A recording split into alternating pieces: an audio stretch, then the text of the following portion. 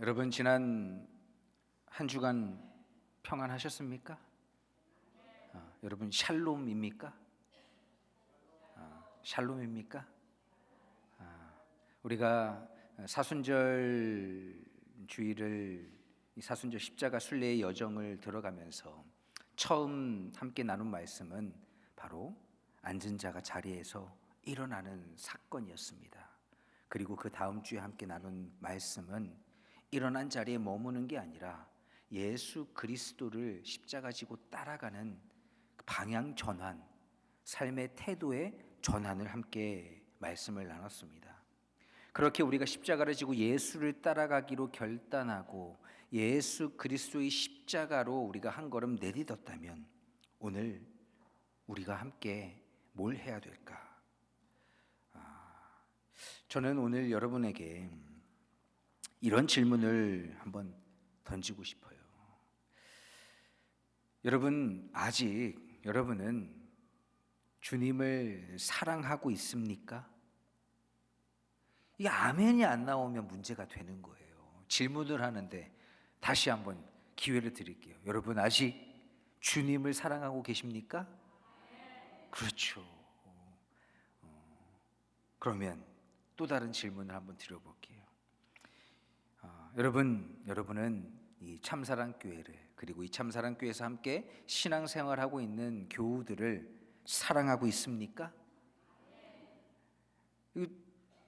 아멘 안 하면 문제 되는 거예요. 이제 옆에 있는 사람의 기분 나빠질 수 있는 거예요.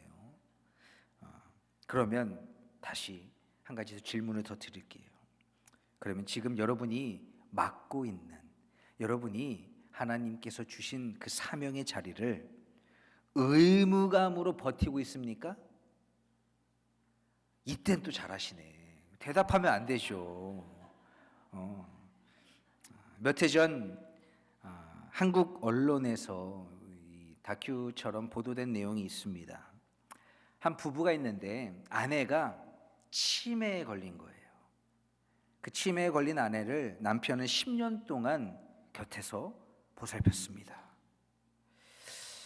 그런데 아내는 남편을 알아보지 못해요. 처음에는 그래도 잠깐 정신이 돌아와서 사랑한다고도 말하고 알아보기도 하고 고맙다고 말하고 함께 길도 걷고 그랬는데 시간이 지나면서 이 증세가 심해지니까 이제는 남편을 단 한순간도 알아보지 못합니다. 살아왔던 지나온 세월도 기억하지 못해요. 남편의 이름도 얼굴도 그리고 함께 했던 추억도 다 사라졌습니다. 그때 기자가 그 남편에게 묻는 거예요. 아내분이 남편분을 전혀 기억하지 못하는데도 왜 이렇게까지 하십니까? 옆에서 봐도 너무 지극정성이고 10년이 넘게 그랬으면 좀 지칠 법도 하고 이젠 좀 손 놓고 싶기도 할 텐데 왜 그렇게까지 하십니까? 그러자 그 남편이 이렇게 이야기합니다. 괜찮다고 나는. 저 사람이 날 기억 못해도 내가 기억하고 있으니까 괜찮다고. 내가 추억하고 있으니 괜찮다고. 내가 저 사람을 기억하니까 괜찮다고. 여러분 이 말이 제 마음을 오래 붙들었습니다. 그러면서 한 가지 드는 생각이 사랑이라는 게 그럼 도대체 뭘까? 사랑을 어떻게 정의할 수 있을까? 라는 걸 생각해 봤을 때 이런 생각이 들더라고요. 사랑은 계산하지 않는 것이다 라고 말이죠. 사랑은 상대방의 반응을 보고 움직이지 않는 것이다. 사랑은 나에게 돌아올 것을 따지지 않는 것이다. 내가 뭔가 줄 때 그걸 받은 사람이 나에게 돌려줄 걸 계산하지 않는 것이다. 그게 사랑이다 라고 생각되어졌습니다. 이 톨스토이는 안나 까레리나라는 책에서 이렇게 이야기를 했어요. 사랑은 계산하지 않는다. 계산하는 순간 사랑은 멈춘다. 이 말을 좀 바꿔서 얘기해 보면 이런 말이 됩니다.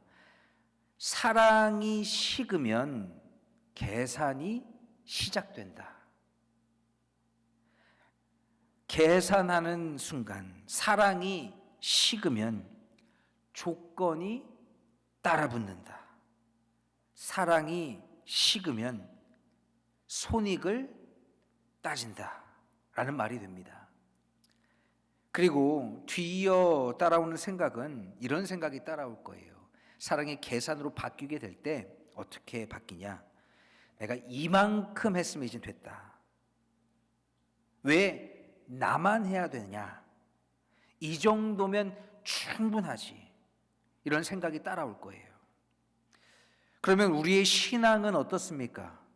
처음 예수님을 만났을 때 여러분 감격이 있고 나에게 베푸신 그 십자가의 사랑의 은혜가 너무 놀랍도록 감동이 되어 눈물도 흘리고 또 그때는 계산하지도 않았어요.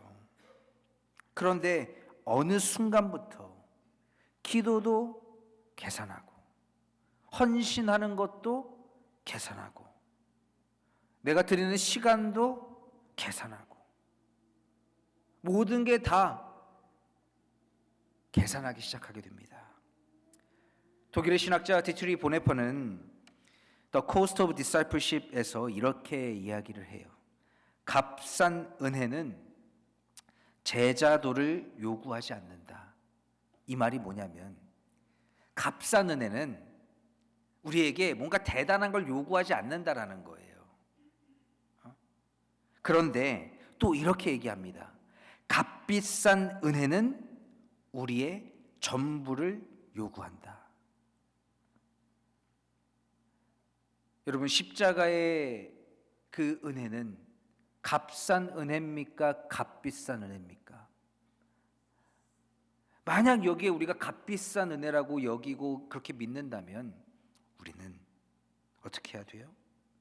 우리의 모든 걸 드려야 돼요. 여러분 예수님의 십자가는 값싼 은혜가 아닙니다. 그 은혜는 피로 사신 은혜예요. 우리는 늘 입버릇처럼 값없이 주시는 은혜, 우리에게 뭔가 대가를 바라지 않는 은혜라고 말하니까 이게 마치 공짜, free, buy one get one free도 아니고 마치 공짜처럼 여긴단 말이죠. 그냥 주어진 거. 그런데 여러분 십자가의 그 은혜는 주님이 우리에게 뭔가 요구하지 않는 게 아닙니다. 우리가 뭔가 되돌려 줄 수 없을 만큼 큰 은혜이기 때문에 값없이 주셨다라고 표현하는 거예요. 그걸 영어로 뭐라고 말하냐면 priceless. free가 아니라 priceless. 값을 매길 수 없을 정도로 가치 있는 거. 여러분 그 은혜는 계산으로 설명되지 않는 은혜입니다. 그런데 우리는 값비싼 은혜를 받았으면서도 값싼 사랑으로 반응하고 있지는 않습니까? 막 계산하면서. 사순절은 여러분 십자가의 그 은혜, 십자가의 그 사랑을 회복하는 시간입니다. 예수님은 책임감 때문에 그 십자가를 지신 게 아닙니다. 억지로 누가 지라고 해서 지신 것도 아니에요. 사랑 때문에 지신 거예요. 그리고 오늘 본문에는 그 사랑에 반응한 한 여인이 등장합니다. 그 여인에게 아무도 시키지 않았어요. 강요하지도 않았습니다. 눈치 주지도 않았습니다. 옆구리 찌르지도 않았어요. 네가 나가봐 이러지 않았어요. 이번에 네 차례야 하지도 않았습니다. 그녀는 단지 예수님을 사랑했을 뿐입니다. 그녀는 그 사랑으로 옥합을 깨뜨렸습니다. 사랑이 회복되면 계산이 멈춥니다. 사랑이 깊어지면 손해라는 말이 사라져요. 사랑이 살아있으면 헌신은 무겁지 않습니다. 오늘 이 시간 우리는 이 여인의 이야기를 통해 다시 한번 우리 스스로에게 묻길 원해요. 나는 아직 주님을 사랑하고 있는가? 나는 정말 계산 없이 주님께 드릴 수 있는가? 나는 주님이 정말 귀한 존재인가? 오늘 이 첫사랑을 회복하길 바랍니다. 오늘 이 여인을 통해 그 향기가, 이 향기의 이야기를 함께 나누길 원합니다. 어느 날 조용한 밤이었습니다. 예수님은 베다니에 계셨고 특히 그 베다니라는 곳에서도 문둥이 시몬의 집에 머물고 계셨습니다. 그리고 오늘 말씀의 배경은 십자가를 지시기 며칠 전 상황이에요. 그 밤은 굉장히 그냥 평온한 밤이었습니다. 식사가 식탁에 차려지고 사람들이 삥 둘러 앉아서 식사를 나누면서 이야기를 주고받았죠. 그때 한 여인이 문을 열고 그 집에 들어와요. 그런데 성경은 그녀의 이름을 말하지 않습니다. 그녀의 직업도 말하지 않아요. 그리고 그녀의 출신 배경도 설명하지 않습니다. 우리가 성경을 자세히 보면 늘 항상 중요한 인물을 등장시킬 때마다 사용되는 기법이 있는데 그게 뭐냐면 이름, 그리고 그 사람의 부모. 이 사람이 더 중요한 인물이라면 부모의 부모, 즉 조부의 이름까지도 나타내고 또 거기다가 그가 어느 지파에 속한 사람인지까지도 나타내죠. 직업도 나타내요. 레위면 레위. 그런데 오늘 이 말씀에 등장하는 이 여인에겐 이름이 등장하지 않습니다. 아무것도 등장하지 않아요.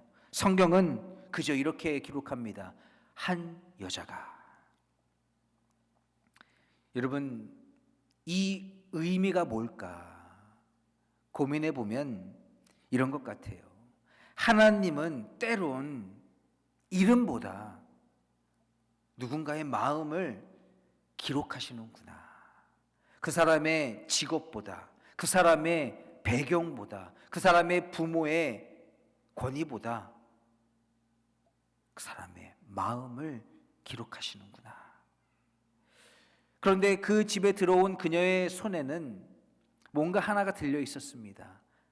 한 옥합이었어요. 옥으로 만든 뭔가를 담을 수 있는 컨테이너, 통. 그런데 그 안에는 매우 값진 이 순전한 나드 한 근이 들어 있었습니다. 성경은 이걸 매우 값진 것이라고 표현하고 또 이 성경은 이 값이 어느 정도 되느냐, 당시 노동자의 1년치 연봉, annual income, 그것도 그로스로 넷이 아니라 그로스로 1년치 연봉에 해당되는 금액이라고 얘기합니다. 어쩌면 그건 그녀의 전 재산이었을지도 모릅니다. 어쩌면 그건 그녀가 미래를 위해 악착같이 모았던 돈일 수도 있습니다. 어쩌면 결혼할 때 지참금으로 들고 갈 돈이었을지도 모릅니다. 그런데 여러분, 그녀는 그걸 어떻게 합니까? 성경은 뚜껑을 열어 부었다라고 말하지 않습니다. 또 조심조심 살살 부었다고도 표현하지 않습니다. 성경은 이렇게 이야기합니다. 옥합을 깨뜨려. 옥합을 깨뜨렸다라는 말은 이런 게 아니에요. 막 유단자가 팍 하고 뭔가 힘을 보여주기 위해서 재롱을 떠는 그런 게 아니라 옥합을 깨뜨렸다라는 건 무슨 표현이냐? 내가 이걸 이제 되돌릴 수 없게 하겠다. 내가 다시 주워 담지 않겠다. 내가 아끼지 않겠다.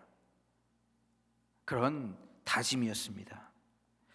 어쩌면 너무 귀한 거니까 아까워서라도 조금 남겨둘 수도 있었어요. 또 나눠서 쓸 수도 있었습니다. 충분히 계산할 만한 상황이었어요. 그런데 그녀는 그 옥합에 목을 부러뜨립니다. 목을 부러뜨리면 더 이상 이걸 보관할 수 없게 돼요. 여러분, 이게 사랑이라고 성경은 말합니다. 그게 뭐냐? 사랑은 조금도 남겨두지 않는 거예요. 사랑은 여지를 두지 않는 겁니다. 다시 돌아갈 여지를 두지 않는 거예요. 혹시 나중을 위해 남겨두지 않습니다. 깨뜨린다는 건 이제 나는 돌아가지 않겠습니다. 내가 주님께 향한 그 사랑 나는 이제 돌이키지 않겠습니다. 나는 이제 더 이상 그 사랑을 계산하지 않겠습니다. 라는 선언이었습니다. 그렇다면 오늘 저와 여러분의 옥합은 무엇입니까? 오늘 어떤 옥합을 가지고 주님께로 나왔습니까? 그 여인에게 옥합은 향유였어요. 근데 그건 전 재산이었을 수도 있습니다. 미래였을 수도 있고 안전이었을 수도 있어요. 그러면 오늘 우리에게 무엇입니까? 여러분이 가지고 나온 옥합은 무엇입니까? 주님은 우리가 가지고 나온 그 옥합을 향해 우리에게 이렇게 물으세요. 그걸 깨뜨릴 수 있겠냐고. 여러분, 옥합 안에 담긴 건 향유예요. 향기를 품고 있습니다. 옥합이 깨지지 않으면 향기는 퍼져나가지 않습니다. 그 안에 담겨 있는 거예요. 지금 주님은 우리에게 그리스도의 향기를 품은 너희가 너희의 옥합을 깨뜨려 그 향기를 퍼뜨릴 수 있겠느냐라고 묻고 계신 거예요. 혹시 우리는 하나님을 두고도 계산하고 있지 않습니까? 하나님, 내가 이만큼 했으면 이만하면 기도 응답 좀 해주셔야지 않습니까? 하나님, 내가 이만큼 내가 주께 드렸으면 내 약속 지켜주셔야 되는 거 아닙니까? 이렇게 생각하진 않습니까? 여러분, 사랑은 계산하는 순간 향기가 멈춰요. 그 여인은 조금도 남겨두지 않았습니다. 혹시를 남겨두지 않았어요. 조건을 붙이지도 않았습니다. 그녀는 그냥 깨뜨렸어요. 신앙은 계산을 줄이는 게 아니라 계산을 멈추는 겁니다. 깨뜨림은 때론 손해처럼 보입니다. 누군가의 눈에는 낭비처럼 보여요. 그러나 예수님은 말씀하세요. 그가 내게 좋은 일을 하였느니라. 깨뜨림은 손실이 아닙니다. 깨뜨림은 방향 선언이에요. 나는 여전히 주님을 사랑합니다라는 고백입니다. 나는 주님을 계산하지 않겠습니다라는 고백입니다. 나는 이제 내 옛날 삶으로 돌아가지 않겠습니다라는 선언이 바로 깨뜨림이에요. 십자가도 그렇습니다. 예수님은 우리를 위해 조금 흘리신 게 아니에요. 자신의 생명을 전부 내어주셨습니다. 그래서 이 여인의 이 깨뜨림은 십자가의 예표예요. 예수님은 이제 곧 며칠 후면 십자가에서 자신의 몸을 깨뜨리실 것입니다. 피를 흘리실 거예요. 그녀는 몰랐을지 모르지만 그녀의 이 옥합을 깨뜨리는 행위는 십자가를 미리 닮아 있었습니다. 사랑은 바로 깨뜨릴 줄 아는 것, 그리고 그 깨뜨림 뒤엔 향기가 남습니다. 그런데 이 향기가 방 안에 확 퍼지면 퍼질수록 다른 소리도 웅성웅성 퍼지기 시작합니다. 뭔 소리냐면, 왜 이렇게 낭비하는 거야? 이거 가난한 자들에게 팔아서 나눠주면 그 사람들에게 굉장히 큰 도움이 될 수도 있었을 텐데, 300명이 넘는 그 사람들을 도와줄 수 있었을 텐데, 이런 말들이 터져나오기 시작해요. 그런데 이 말은 사실 틀린 말은 아닙니다. 논리적으로 맞죠. 그리고 굉장히 꽤나 합리적입니다. 그러나 사랑은 여러분 논리로 움직이지 않아요. 2001년 9월 11일 우리는 이렇게 말하죠. 9/11이라고. 그날 뉴욕의 하늘은 굉장히 맑았습니다. 그런데 2대의 비행기가 세계 무역센터를 향해 날아들었죠. 순간 도시는 혼란에 빠졌고 사람들은 건물 밖으로 소리치며 도망치기 시작합니다. 그때 모두가 건물 밖으로 쏟아져 뛰쳐나올 때 거꾸로 그 안으로 들어간 사람들이 있었어요. 그게 누구냐? 소방관들이었습니다. 계단은 연기로 가득했고 위에서는 살려달라고, 도와달라고, 우리 여기 있다고 구조 요청이 막 소리쳐 나오고 있었습니다. 그런데 그때 그 자리에서 살아남은 한 소방관이 이런 인터뷰를 합니다. 자신의 동료가 자신에게 이런 말을 했다고 해요. 우리 누군가는 안으로 들어가야 된다.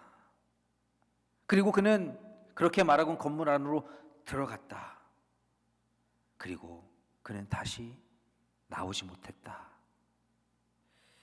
여러분, 그 건물로 망설임 없이 들어간 그 소방관은 계산하지 않았습니다. 그는 순간 내가 지금 들어가면 살아서 돌아 나올 확률이 몇 %일까? 이게 합리적인 생각일까? 내 가족은 어떻게 하지? 내가 안 들어가도 나를 비난할 사람 없는 거 아니야? 라고 계산하지 않았습니다. 그는 사랑했습니다. 그래서 들어갔어요. 그리고 우리는 그의 행동을 낭비라고 부르지 않습니다. 아름답다라고 부르지. 왜입니까? 사랑이 계산을 멈추게 했기 때문이에요. 그리고 오늘 예수님은 그 여인을 향해 똑같이 말씀하십니다. 그를 가만두어라. 그가 내게 좋은 일을 하였느니라. 이 여인은 왜 이렇게까지 했을까? 예수님이 요구해서 그랬습니까? 아닙니다. 아니면 제자들이 요청했습니까? 그것도 아닙니다. 아니면 그때 당시에 너도 나도 할 것 없이 이와 같은 헌신하는 캠페인이 벌어지고 있었습니까? 아니었습니다. 그녀는 단지 사랑했을 뿐이에요. 사랑은 설명할 수 없지만 이해할 수 있습니다. 부모가 자식을 위해 밤새 기도하는 거, 누군가를 위해 시간을 내어 쓰는 거, 아무도 알아주지 않아도 섬기는 거, 그 안엔 계산이 없습니다. 그녀는 아마 알았을 거예요. 예수님이 십자가로 가실 거라는 걸. 이 시간이 어쩌면 마지막이 될 수도 있다라는 것을. 그래서 그녀는 말없이 자기 전부를 깨어 하나님께, 주님께 드렸습니다. 사람들은 이야기하죠. 왜 그렇게까지 하냐? 너 미래도 생각해야지. 너의 가족도 생각해야지. 그런데 예수님은 말씀하세요. 그를 가만두어라.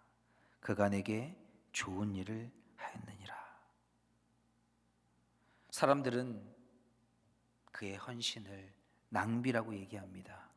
그러나 예수님은 아름답다라고 말씀하세요. 여러분, 혹시 누군가의 말 때문에 혹은 누군가의 눈치 때문에 여러분의 그 사랑을 줄인 적은 없으세요? 멈춘 적은 없습니까? 누가 콕 찌르면서 야, 너만 그렇게 하면 난 뭐가 돼? 그래서 하던 거를 멈춰본 적 있습니까? 너 너무 오버하는 거 아니야? 라는 그 말 때문에 눈치 보여서 하던 걸 멈춘 적 있습니까? 누군가가 좀 적당히 해라. 그러는 것도 보기 안 좋아. 너만 그렇게 하면 어떡해? 나도 안 하니까 너도 하지 마. 그래서 멈춘 적도 있습니까? 그런데 예수님은 말씀하세요. 그를 가만두어라. 여러분, 주님은 여러분의 눈물을, 여러분의 기도를, 여러분의 헌신을 낭비라고 말씀하지 않으세요. 여러분, 오늘 우리가 주님께 갖고 나온 이 옥합은 아무나 깨뜨릴 수 있는 건 아닙니다. 어떤 사람만이 깨뜨릴 수 있냐? 은혜를 아주 깊이 경험한 사람만이 그걸 깨뜨릴 수 있어요. 왜? 은혜를 깊이 경험하지 못한 사람은요, 헌신이 아깝게 느껴지기 때문입니다. 은혜를 모르면 헌신은 손해보는 것처럼 느껴집니다. 그러나 은혜를 경험한 사람은, 은혜를 아는 사람은 알죠. 내가 예수로부터 받은 그 은혜가 내가 주님께 드리는, 내가 주님께 헌신하는 것보다 훨씬 더 크다는 걸. 그래서 깨뜨릴 수 있는 거예요. 예수님은 곧 십자가에서 자신의 몸을 깨뜨리실 것입니다. 자신의 생명을 내어주실 거예요. 여인의 이 깨뜨림은 예수님의 깨뜨림을 향한 사랑의 응답이었습니다. 여러분, 사랑은요, 또 다른 사랑을 불러옵니다.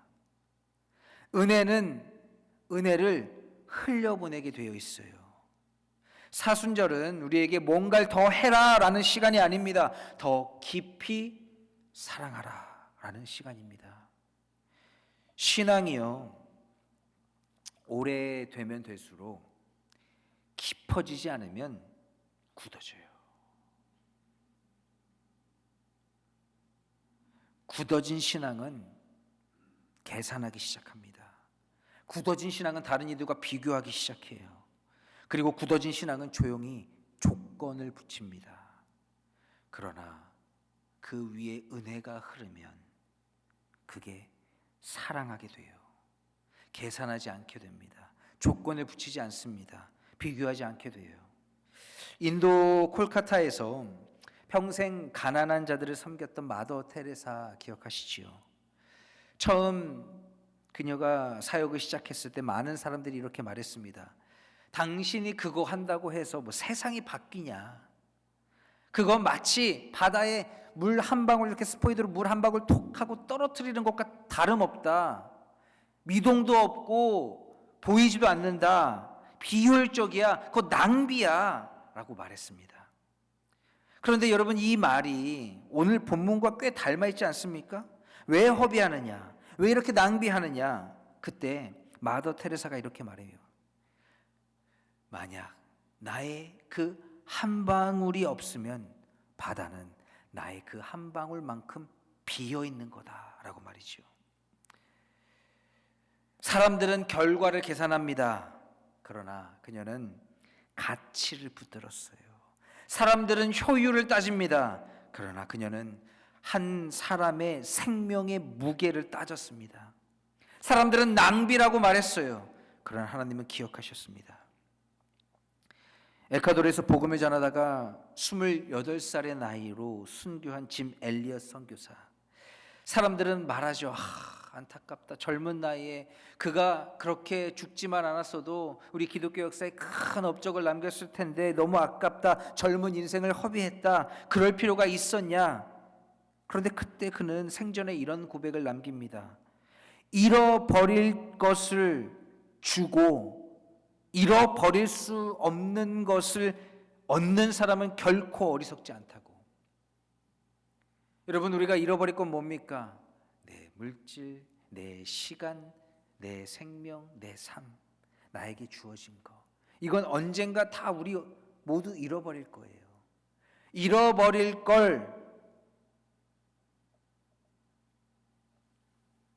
주고 잃어버리지 않는 거, 주님이 주시는 영원한 생명, 그걸 얻는 사람은 결코 어리석지 않다. 옥합을 깨뜨린 여인도 사람들에게는 낭비처럼 보였어요. 비효율이었어요.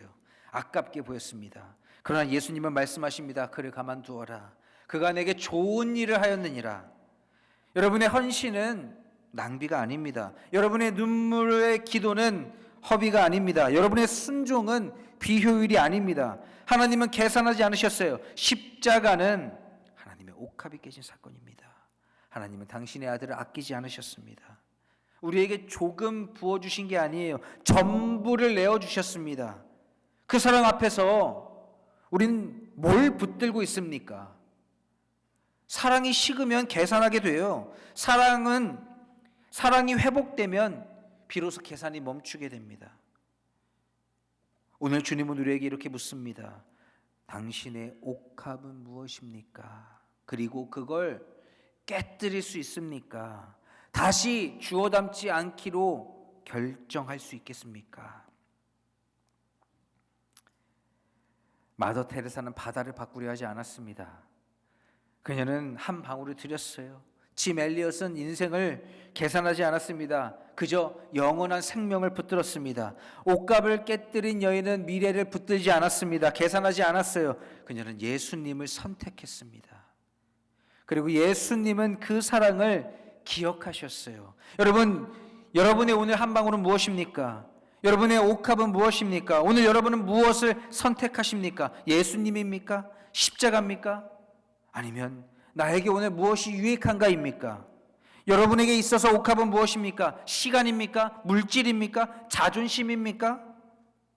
어쩌면 하나님이 오늘 깨뜨리길 원하시는 건 다른 게 아니라 자존심일지도 몰라요. 어쩌면 물질이 아니라 굳어진 마음일지도 모릅니다. 여러분, 사순절은 억지로 내가 드리는 시간이 아니에요. 사순절은 사랑이 다시 살아나는 시간입니다. 주님, 다시 사랑하게 해주십시오. 주님, 계산하지 않게 해주십시오. 주님, 내가 첫사랑을 다시 회복하게 해주십시오. 그녀가 옥합을 깨뜨려 향유를 다 부었을 때 향유는 사라졌어요.